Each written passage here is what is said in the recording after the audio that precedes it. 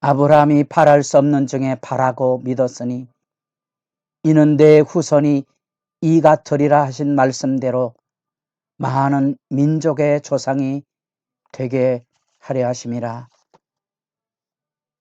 새벽을 깨우는 거룩한 기도자 여러분, 복된 은총으로 여러분들을 영접하며 생명의 말씀이 밝아져 그 주님 앞에 서는 영광이 늘 든든하기를 소망합니다.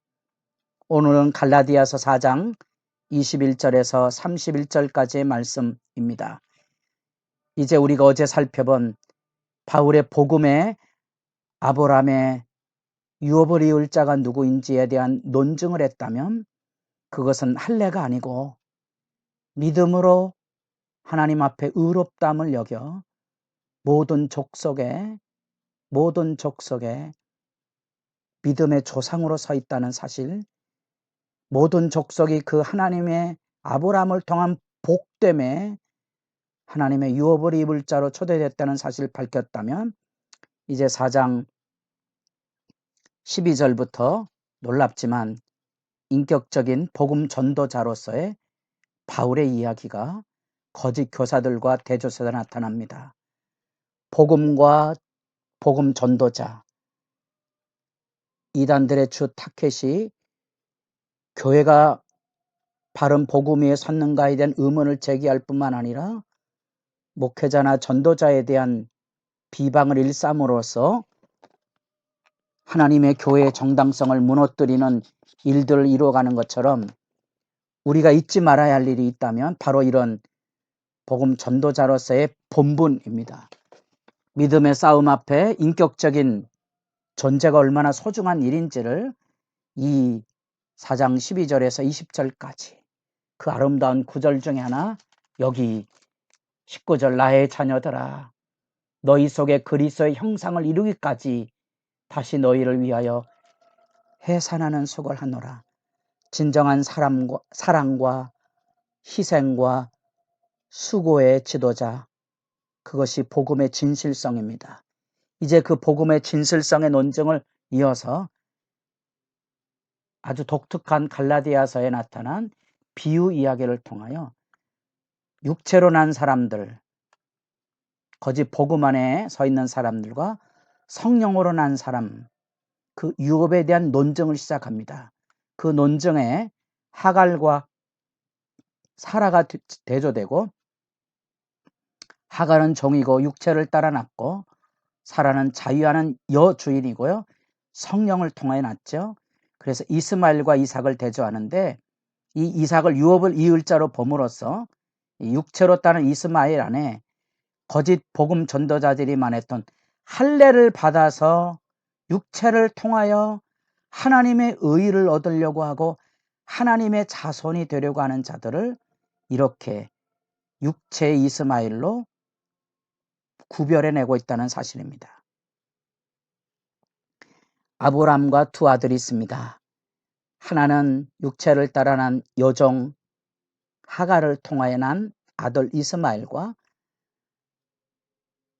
여주인 아브라함의 부인 사라를 통하여 나타난 육체가 아닌 하나님의 약속을 통하여 자녀를 잉태하고 그 자녀를 잉태한 이삭을 대조해내고 있습니다. 그러면서 바울은 아주 독특하게 여기 논증을 시작한 비유 얘기를 하면서 24절에 이것은 비유라, 이 여자들은 두 언약이라, 두 언약을 구분하고 있습니다. 이 여종으로 난 이 자녀는 하갈인데 신의 산에서부터 종으로 이 땅의 예루살렘에 거하는 존재로 소개를 하고 대조해서 하늘나라에 속한 약속과 자유를 따난 그 사라를 통하여 난 아들을 대조해내고 있습니다. 그래서 25절에 이 하갈은 아라비아에 있는 신의 산으로서 지금 있는 예루살렘, 땅 예루살렘인 거죠. 반면에 오직 위에 있는 예루살렘은 자유자니 곧 우리 어머니라. 이 우리 어머니가 이 하늘로부터 난 약속을 따라 아이 낳을 수 없는 사라가 하나님의 약속을 통해 잉태되는 이 하나님의 선택과 그 자손의 풍요로움을 설명하는 이 대조를 지금 하고 있다는 거예요. 이것은 곧 성령으로서만 이루어지는, 육체 할례를 통하여 이루어지는 것이 아닌 성령으로 이루어지는 놀라운 역사를 소개하고 있기 때문에 27절에 이사야 54장 1절 말씀을 인용하고 있습니다. 이 말씀은 우리가 잘 아는 대로 우리 로마서 4장 아브람 논증 단락 안에 분명히 나타났던 것처럼 아이를 낳을 수 없는 중에, 바랄 수도 없는 중에 아이를 낳게 되었던 하나님의 그 놀라운 영광, 그 영광을 지금 대조해 가고 있다는 사실입니다. 그래서 초자연적으로 하나님께서 개입해서 하나님께서 이 아이를 낳을 수 없는 자유하는 이 여자에게 자손을 주었고, 그 자손이 곧 성령을 통하여 여기 나타난 대로 잉태하지 못한 자여 즐거워하라, 상고를 모르는 자여 소리를 질러라, 이는 홀로 사는 자의 자녀가 남편인 자의 자녀보다 많음이라. 이런 하나님의 놀라운 역사에 자손의 풍요로움을 소개해 주고 있다는 사실입니다.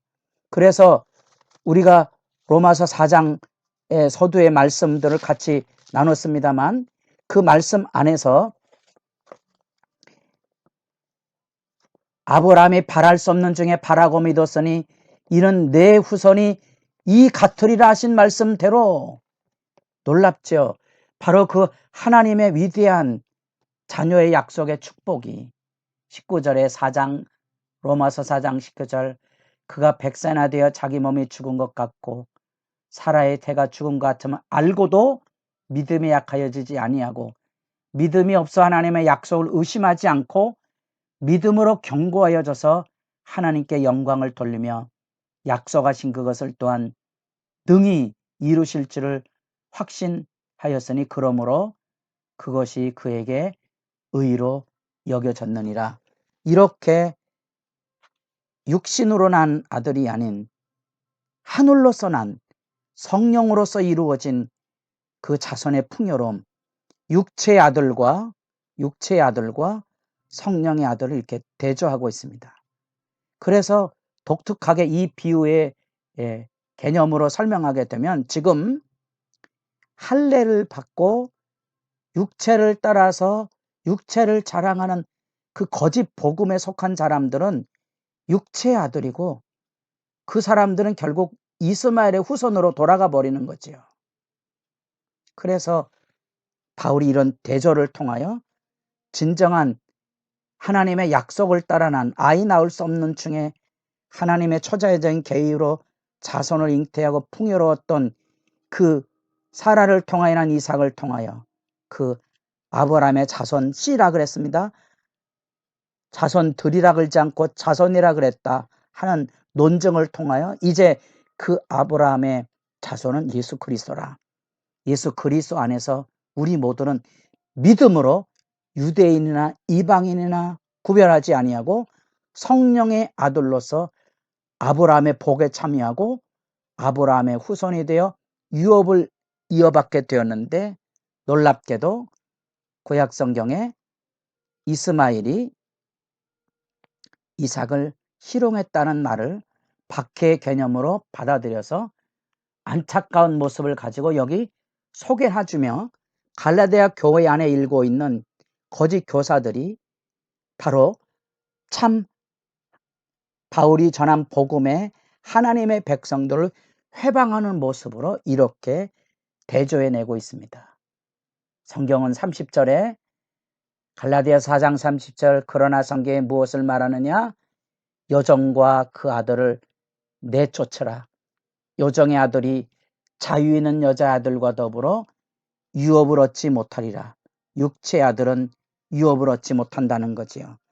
육체를 자랑하고 할례를 받아 율법의 아들이 되는 그 길은 유업이 없다는 사실을 이렇게 밝혀주고 있습니다. 육체를 따라난 아들과 자유하는 여주인의 아들, 바로 그 안에서 하나님의 초자연적인 개입을 통하여 아브라함의 복에 모든 족속이 복을 얻는 이 구원의 역사, 더 이상 우리도 늘 유의하고 조심할 일, 종교적인 열심, 자기 교회 직분, 내가 얼마나 교회를 섬겼는지에 대한 자기 자랑에 믿음을 기초하지 않도록 유의하셔서 날마다 주님의 십자가 앞에 엎드려 성령을 덧입어 하나님의 아들로서의 사랑의 풍성함을 따라 그 하나님의 성령의 도우심을 따라 새로운 하나님의 백성으로 살아가는 하나님 나라의 영광을 마음에 잃지 않고 의의 소망을 기다리며 믿음의 다름질하는 복 있는 역사가 있기를 소망합니다.